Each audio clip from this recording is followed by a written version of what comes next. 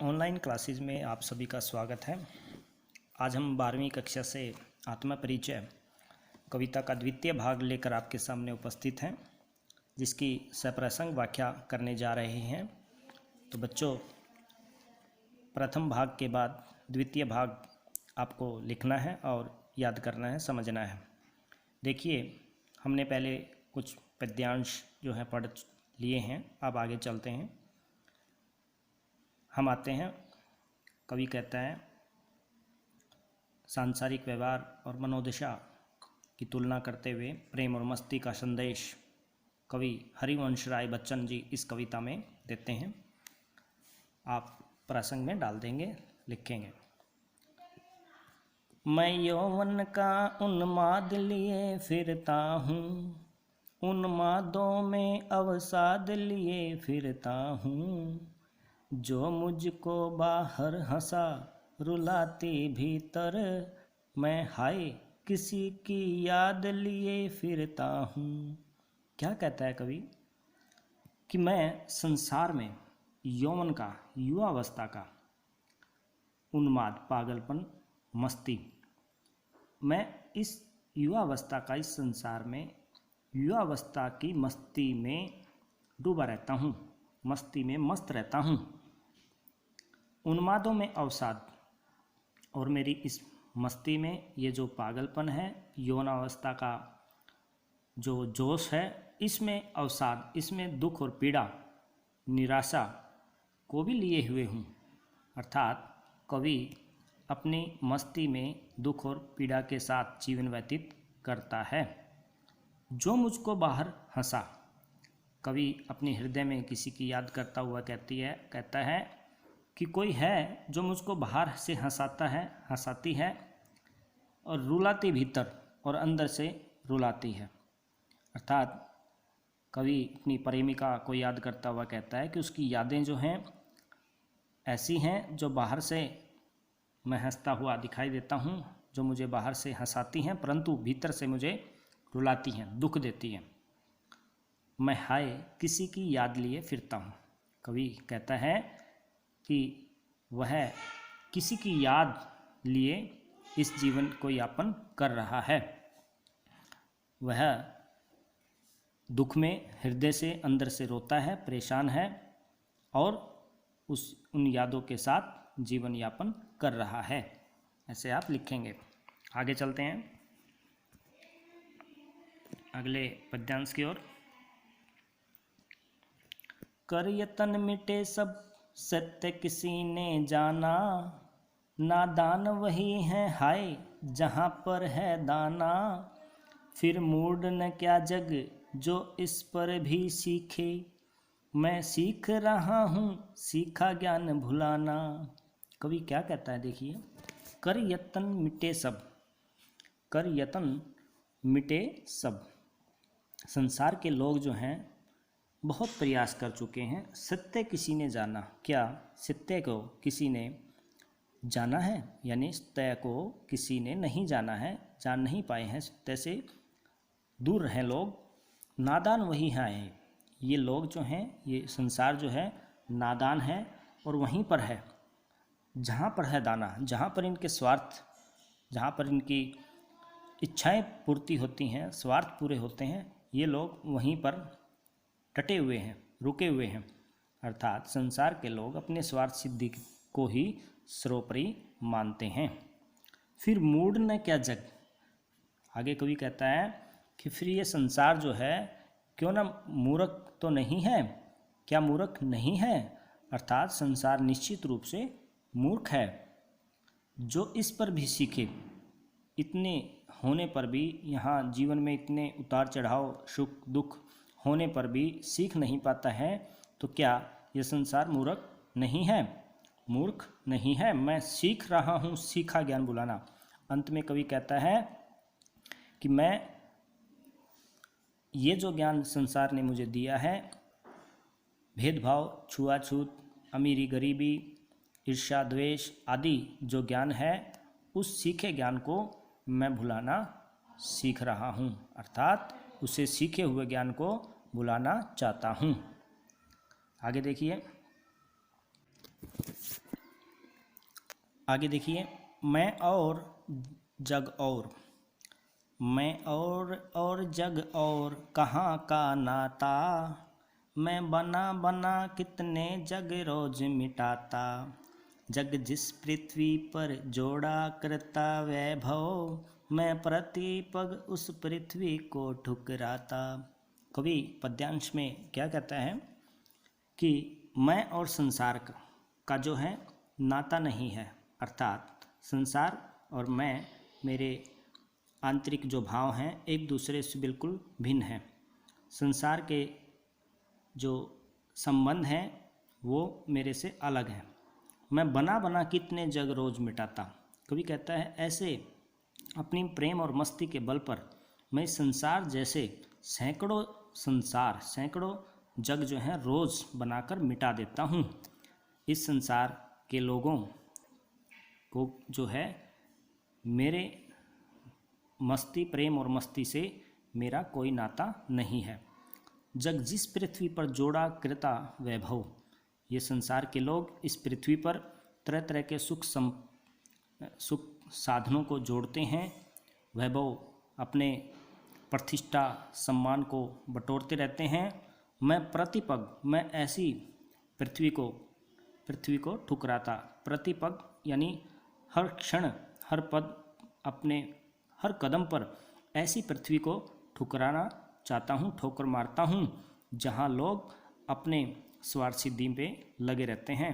कहने का तात्पर्य, कवि के मन में प्रेम और मस्ती है जबकि संसार अपने भौतिक सुखों की ओर दौड़ता है।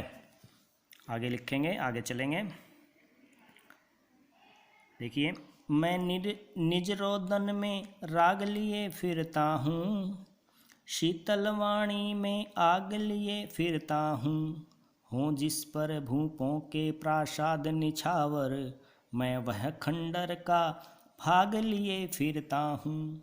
तो कवि क्या कहता है कि मैं निज रोदन पर, अपने रोने पर, अपने आंसुओं पर, अपनी पीड़ाओं पर राग लिए फिरता हूँ।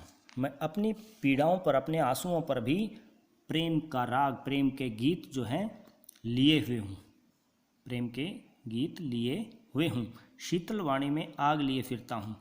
मैं इस रुदन में भी, इस पीड़ा में भी अपनी वाणी में शीतलता लिए हुए हूँ, शीतल वाणी में आग लिए फिरता हूँ। कवि कहता है कि मेरी इस रोदन में, इस पीड़ा में, मेरी शीतल वाणी में भी आग छुपी हुई है, अर्थात मेरे हृदय में वाणी अत्यंत शीतल और कोमल है, लेकिन इस शीतलता में भी आग लिए हुए हूँ जिस पर भूपों के प्रासाद निछावर। आगे कवि कहता है मैं वह खंडर का भाग लिए फिरता हूँ। आगे कवि कहता है कि मैं ऐसे खंडर का भाग लिए हूँ, ऐसे यानी विचार और भावनाओं, प्रेम और मस्ती का जो उसका अपना